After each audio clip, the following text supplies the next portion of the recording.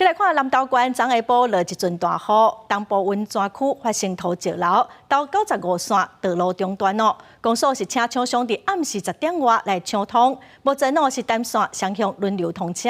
另外伫信义乡哦，因为野溪清土沙的费用已经用了咯，目前该向县政府有水保署来申请经费。 大量土石掺着落管煤冲落来，沿路拢发出石头烧融摩擦的声音。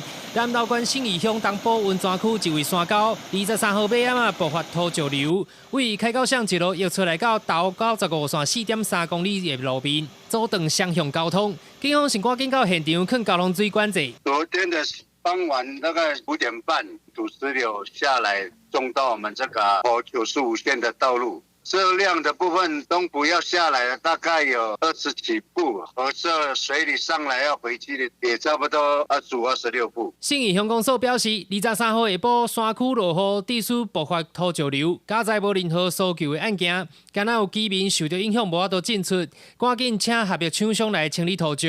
伫咧暗时10点左右抢通到95线，目前维持单线双向通行。乡长全志坚是表示，最近2个月野溪疏浚的预算已经使用完啊，会请南投县府加农村水保署来协助。野溪的部分的话是属于公所，那因为公所的预算，因为最近这2个月都一直清，所以预算已经不够了，所以我们这个也请求县府来协助。中央气象局乡镇预报显示，信义乡这几天中昼过了，拢会有短暂雷阵雨。